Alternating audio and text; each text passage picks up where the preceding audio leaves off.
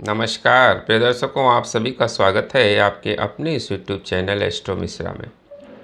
दर्शकों, आप देख रहे हैं कि 2025 में मार्च के महीने में यानी 29 मार्च 2025 को शनि का राशि परिवर्तन हुआ और वहाँ से आप देख रहे हैं कि रोज़ नए नए परिवर्तन होते जा रहे हैं। शनि का राशि परिवर्तन हुआ, फिर राहु केतु का परिवर्तन हुआ, फिर गुरु अतिचारी हो गए, गुरु का नक्षत्र परिवर्तन हुआ। ये सारे परिवर्तन बैक टू बैक होते चले जा रहे हैं। तो ग्रहों का परिवर्तन कोई नई बात नहीं है, ये पहले भी होता था। लेकिन इतने ज़्यादा नेगेटिव कॉम्बिनेशंस इस समय क्यों बन रहे हैं कि मार्च 2025 के बाद से आप देख रहे हैं कि 2025 में ही इतने ज़्यादा नेगेटिव कॉम्बिनेशंस बन रहे हैं और इसका इम्पैक्ट भी आप देख रहे हैं। तमाम तरह के प्लेन एक्सीडेंट्स, प्राकृतिक आपदाएं, युद्ध, ये सारी परिस्थितियां जो है वो इस समय बनी हुई हैं। तो लोगों के मन में ये सवाल आता है कि आखिर इस समय ही क्यों हो रहा है। एक्चुअली है क्या कि ये युग परिवर्तन का एक समय चल रहा है। 2018 से युग परिवर्तन शुरू हुआ और ये 2027 तक चलेगा। इसका एक फेज़ हमने 2022 तक देखा, जिसमें जो है हमने देखा कि कोविड जैसी महामारी आई जिसने पूरी दुनिया को झकझोर के रख दिया। उसके बाद फिर ये दूसरा फेज़, युग परिवर्तन का दूसरा फेज़, अभी हमने 2 दिन पहले वीडियो दिया था कि युग परिवर्तन के दूसरे चरण की शुरुआत हो चुकी है। तो ये मार्च 2025 के बाद से 29 मार्च 2025 के बाद से युग परिवर्तन के दूसरे चरण की शुरुआत हो चुकी है। अब हम दूसरे फेज़ में एंटर कर चुके हैं और ये 2027 तक चलेगा, 2025 से 2027 तक। और इसके बाद तीसरा फेज़ फिर आएगा 2027 के बाद से, वो 2033 तक चलेगा और 2033 में जाकर युग परिवर्तन का ये जो फेज़ है, तीनों फेज़, ये समाप्त हो जाएगा और इसके बाद एक नए युग का प्रारंभ होगा जो बिल्कुल सतयुग जैसा होगा।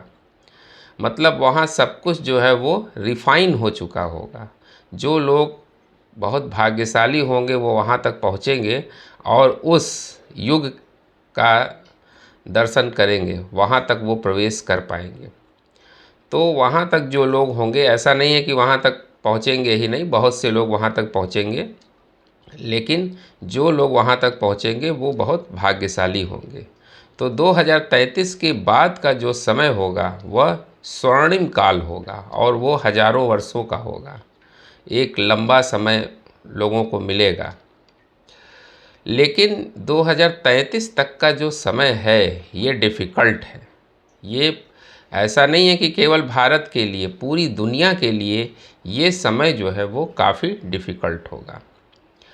तो दूसरे फेज़ में हम युग परिवर्तन के दूसरे फेज़ में एंटर कर चुके हैं। पहला फेज़ हमने पार कर लिया। हम भाग्यशाली हैं कि पहला फेज़ हमने पार कर लिया और हम दूसरे फेज़ में एंटर कर चुके हैं। और ये दूसरा फेज़ जो है वो पहले फेज़ से ज़्यादा घातक है। ये ज़्यादा टफ है इसको क्रॉस करना। देख भी रहे हैं आप कि इस समय हर तरफ से परेशानियां डे बाय डे बढ़ती जा रही हैं। प्राकृतिक आपदाएं अपनी चरम सीमा पर हैं। युद्ध की स्थितियां पूरी दुनिया में बनी हुई हैं। हर देश जो है एक दूसरे को परमाणु युद्ध की धमकी दे रहे हैं। विश्व युद्ध अब हुआ कि तब हुआ, ऐसी सिचुएशन बनी हुई है। और महामारी पर भी हमने एक वीडियो बनाया था और 2026 में मई के बाद से जो है वो एक महामारी भी आने वाली है। तो चारों तरफ से जो है वो स्थितियां खराब हो रही हैं और आर्थिक मंदी का दौर तो आप देख ही रहे हैं। आर्थिक स्थिति पूरी दुनिया की डामाडोल है। हालांकि भारत की अगर हम बात करें तो पूरी दुनिया में भारत की आर्थिक स्थिति पूरी दुनिया से ठीक है, कुल मिला जुला के ठीक है, वरना और देशों की स्थितियां तो और भी ज़्यादा खराब हैं। तो ये जो परिवर्तन है, इस परिवर्तन की आहट हमें दिखाई दे रही है, हम अब महसूस कर रहे हैं। एक्चुअली दिसंबर 2025 तक जो परिवर्तन होने हैं हम उसको महसूस ज़रूर करेंगे। हर व्यक्ति को ये महसूस होने लगेगा, इस दुनिया में जितने भी लोग हैं, हर व्यक्ति को ये महसूस होने लगेगा कि दिसंबर 2025 तक परिवर्तन वास्तव में हुआ है। युग परिवर्तन आप देख रहे हैं कि जैसे जैसे महीने आगे बढ़ रहे हैं, आप देखिए, जुलाई का महीना, फिर अगस्त का महीना, फिर सितंबर का महीना, हम कई बार चर्चा कर चुके हैं कि इसी क्रम में दिसंबर तक आप देखिएगा कि हमें वो ज़्यादा नेगेटिव होता हुआ दिखाई दे रहा है। मतलब आगे के महीने और भी ज़्यादा नेगेटिव हैं, मतलब उसमें डिस्ट्रक्शन जो है वो ज़्यादा हो रहा है। अब अभी अगस्त के बाद सितंबर आएगा, सितंबर में 2 ग्रहण पड़ने वाले हैं जिसके भी इम्पैक्ट आएंगे। एक्चुअली एशिया पर भी, एशिया में भी ये ग्रहण लगेगा, तो इसलिए जो है इसका इम्पैक्ट जो है वो एशिया पर भी आएगा और ये राजनीतिक, सामाजिक, आर्थिक सभी तरह से अपना असर डालेगा और इसका पूरी देश दुनिया पर प्रभाव ज़रूर पड़ेगा। तो हम बात कर रहे थे कि 2025 तक कोई भी व्यक्ति ऐसा नहीं होगा, यानी 2025 के दिसंबर तक, दिसंबर 2025 तक कोई व्यक्ति ऐसा नहीं होगा जो इस परिवर्तन को महसूस न करे। हर व्यक्ति को परिवर्तन महसूस होने लगेगा, सामाजिक रूप से, राजनीतिक रूप से, आर्थिक रूप से, हर तरह से आप परिवर्तन को महसूस कर रहे होंगे। और 2026 और 2027 इसके बाद आएंगे। तो 2026 और 27 में जो है इस पर इम्प्लीमेंटेशन शुरू होगा कि आखिर ये परिवर्तन हुआ है तो इसका हल क्या है। ये समस्याएं अगर दुनिया में हैं तो इसका हल क्या है, इसका हल ढूंढा जाएगा। क्योंकि धर्म युग जो है वो कोई भी युग जो बदलता है, आज तक इतिहास साक्षी है कि जब भी युग परिवर्तन होता है तो वो बिना विनाश के होगा ही नहीं, क्योंकि सृजन तभी होगा जब विनाश होगा। तो इसलिए नए युग में प्रवेश करने के लिए हमें इस परिवर्तन से गुजरना भी ज़रूरी है। हमें भले ही परेशानियां हो रही हैं, लेकिन ये परिवर्तन अगर हमें चाहिए तो इसके लिए विनाश भी होना ज़रूरी है।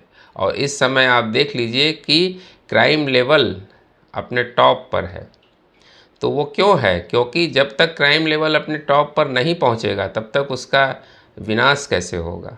तो स्थितियां इसीलिए ऐसी बनी हुई हैं कि आप इस परिस्थिति को झेलने के लिए मजबूर हों और आप एक नए युग में प्रवेश करने जा रहे हैं।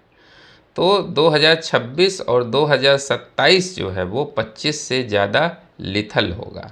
अब लोगों के दिमाग में ये बात आती है, भविष्य मालिका में जैसा लिखा गया है कि क्या सिर्फ 64 करोड़ लोग ही बचेंगे? ऐसा नहीं है, 64 करोड़ लोग ही नहीं बचेंगे, बहुत से लोग बचेंगे और वो समय आने में अभी टाइम है, अभी इतना जल्दी नहीं। ऐसा नहीं है कि सब समाप्त हो जाएगा और 64 करोड़ लोग बचेंगे, ऐसा कुछ भी नहीं है। लेकिन हमें जो है मेंटली, फिज़िकली हर तरह से प्रिपेयर रहना होगा। मेंटली, फिज़िकली, इकोनॉमिकली तीनों तरह से प्रिपेयर रहना पड़ेगा। अभी हमने वीडियो दिया था कि आप लोग जो है हर तरह से अपने को प्रिपेयर रखें। मेंटली मेडिटेशन करें, योगा करें, प्राणायाम करें, प्रतिदिन वॉक करें, अपने को ध्यान करें, जिससे जो है आप मेंटली स्ट्रांग हो सकें। फिज़िकली भी आप अपने को मजबूत रखें, अपनी इम्यूनिटी को मजबूत रखें। इकोनॉमिकली भी आप गलत इन्वेस्टमेंट से बचें, क्योंकि इस समय ऐसी परिस्थितियां बनेंगी। आप देख रहे हैं प्रतिदिन जो है साइबर क्राइम हो रहा है। तो गलत इन्वेस्टमेंट से बचें, अपने जो फाइनेंशियल रिकॉर्ड हैं उनको संभाल कर रखें और अपने पास कैश इन हैंड ज़रूर रखें, क्योंकि ये इंटरनेट का माध्यम भी धोखा दे सकता है। ऐसी स्थितियां बन सकती हैं। जो आज पूरी दुनिया केवल इंटरनेट के इर्द गिर्द घूम रही है, तो अगर कहीं वर्ल्ड वॉर की सिचुएशन बनी और ऐसी कंडीशन बनी तो हो सकता है कि इंटरनेट का माध्यम जिससे हम और आप जुड़े हैं ये भी कुछ समय के लिए न रहे। तो इस समय जो है आप फिज़िकल फॉर्म में हर चीज़ों को अपने पास ज़रूर रखें, संभाल के रखें, क्योंकि आने वाला समय लिथल तो है ही। तो उससे बचने का प्रयास करें। उम्मीद करते हैं दर्शकों हमारा ये वीडियो आपको पसंद आया होगा। मिलते हैं आपसे अगले वीडियो में किसी नए विषय के साथ। तब तक के लिए हमें आज्ञा दीजिए। नमस्कार।